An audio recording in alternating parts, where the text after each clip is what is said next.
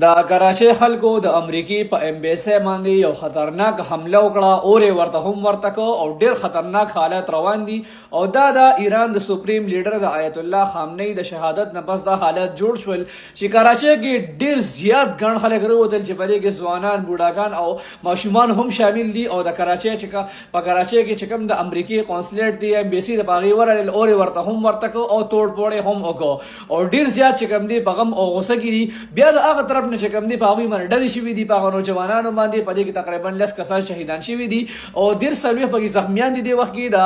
ډزې مې تقریبا چې ویل کېږي د پولیسانو طرف نه شوي دي او پایرنګ پې هم شوي دي صحیح ده لاټي چارج پې هم شوي دي